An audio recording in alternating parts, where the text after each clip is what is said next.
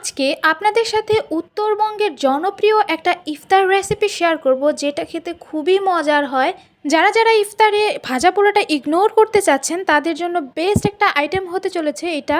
হে everyone, আসসালামু আলাইকুম। This is Israt from Israt Shah's lifestyle. আমি ওয়েলকাম করছি একটা আমার কুকিং ভিডিওতে, যেটা ইফতারে আজকে আমি বানিয়েছি আর সেটাই আপনাদের সাথে শেয়ার করছি। তো কথা না বাড়িয়ে মূল ভিডিওতে যাওয়া যাক। আমি প্রথমত চুলায় একটা কড়াই বসিয়ে দিয়েছিলাম আর পর্যাপ্ত পরিমাণ তেল দিয়ে দিয়েছি, কারণ হচ্ছে আমি প্রথমত এটা বেরেস্তা বানিয়ে নিব। আর আমরা তো সবাই জানি বেরেস্তাটা কিভাবে বানাতে হয়। আমি একটু বেশি পরিমাণে তেল দিয়ে দিয়েছি আর এখানে পেঁয়াজ কুচিগুলো দিয়ে বেশ একটু লাল লাল করে ভেজে নিয়ে আমি এই পর্যায়ে উঠিয়ে নিচ্ছি। আর এই পর্যায়ে যেহেতু তেলটা একটু বেশি, আমি জাস্ট একটু কমিয়ে তারপরে রান্নায় চলে এসেছি। আর এই তেলের মধ্যে আমি দিয়ে দিয়েছি পেঁয়াজ কুচি আর এখানে দিয়ে দিচ্ছি আস্ত গরম মশলা, যেমন দারুচিনি, এলাচ, লবঙ্গ আর তেজপাতা দিয়ে দিয়েছি। আর কিছুটা এখানে আস্ত জিরা দিয়ে এখন বেশ কিছুক্ষণ একটু ভেজে নেব। আবার খুব বেশি লাল করব না। এই পর্যায়ে আমি একটা বাটা মশলা দিচ্ছি। এখানে আদা, রসুন, পেঁয়াজ, কাঁচামরিচ আর জিরাও দিয়েছি, সব একসঙ্গে আমি ব্লেন্ড করে নিয়েছি। আর এই পর্যায়ে এই মশলাটা খুব সুন্দরভাবে আমি ভেজে নিব। আর মশলাতে কিন্তু আদার পরিমাণটা খুবই অল্প, পেঁয়াজের পরিমাণটা বেশি, রসুনের পরিমাণটা পরিমাণ মতো দিয়েছি। তো মশলাটা খুব সুন্দরভাবে ভেজে এখানে আমি পানি দিয়ে দিয়েছি। একে একে হলুদের গুঁড়া, মরিচের গুঁড়া, ধনিয়ার গুঁড়া আর একটু গরম মশলার গুঁড়া দিয়েছি, দিয়ে পরিমাণ মতো লবণ দিয়েছি। এখন এই মশলাটা খুব সুন্দরভাবে কষিয়ে নিতে হবে, বেশ কিছুক্ষণ সময় ধরে তারপরে কষিয়ে নিতে হবে। দেখতে পাচ্ছেন আমি ঢাকনা দিয়ে জাস্ট ঢেকে দিব। এখন যখন দেখবেন এরকম মশলার উপরে তেলগুলো ভেসে উঠেছে, তার মানে আমার মশলাটা একদমই রেডি, কষানোটা ডান হয়ে গিয়েছে।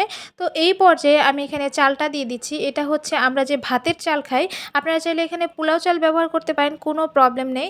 আমরা যে ভাতের চালটা খাই এই ভাতের চালটা ব্যবহার করেছি। আমি দেখেছি উত্তরবঙ্গের মানুষ বেশিরভাগ সময়ে এই ভাতের চালটাই ব্যবহার করে।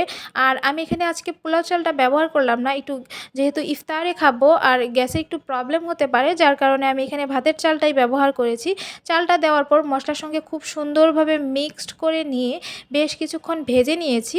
তারপর কিছুক্ষণ পর এখানে চুলা ব্যবহার করেছি। চুলাটা আগে থেকে বয়ল করা ছিল, ফ্রিজিং করা ছিল, ওখান থেকে বের করে জাস্ট আমি একটু ওয়াশ করে দিয়ে দিয়েছি। এখন এই ছোলা চাল সব কিছু আবারও বেশ কিছুক্ষণ আমি ভেজে নিব। ভেজে আমরা পোলাওটা যেভাবে ভাজি বেশ কিছুক্ষণ সময় নিয়ে, তো এটাও আমি বেশ কিছুক্ষণ সময় নিয়ে ভেজে নিব। ভেজে নেওয়ার পর পরিমাণ মতো পানি ব্যবহার করছি। এখানে অবশ্যই গরম পানি ব্যবহার করবেন, তাহলে রেজাল্টটা ভালো পাবেন। আমি তো আমার পরিমাণ মতো এখানে পানি দিয়ে দিয়েছি। পানি দিয়ে এখন আর কোনো কাজ নেই, জাস্ট ঢাকনা দিয়ে ঢেকে দিতে পারেন। যেহেতু পানির পরিমাণটা একটু বেশি, এই পর্যায়ে আমি ঢাকনা দিয়ে ঢেকে দেইনি।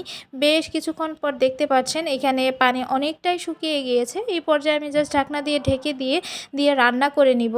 তো কিছুক্ষণ পর আবারও আমি ঢাকনাটা খুলে দেখাচ্ছি। এই পর্যায়ে আরও কিছুটা পানি রয়ে গিয়েছে। তো এই যেই পর্যন্ত পানি থাকবে আর চালটা শক্ত শক্ত থাকবে, সেই পর্যায়ে এটা রান্না করে নিতে হবে। ফাইনালি এই তো আমার রান্নাটা একদমই শেষ হয়ে গিয়েছে। লাস্ট পর্যায়ে এখানে আমি বেরেস্তা বানিয়ে রেখেছিলাম, সেই বেরেস্তাটা দিয়ে দিচ্ছি। আর এটাই হচ্ছে আমার এই ছোলা বুটের ফাইনাল লুক। তো কেমন লাগলো আমার এই রেসিপিটা অবশ্যই জানাবেন। সবাই অনেক ভালো থাকবেন, সুস্থ থাকবেন। আজ এই পর্যন্ত, আল্লাহ হাফেজ।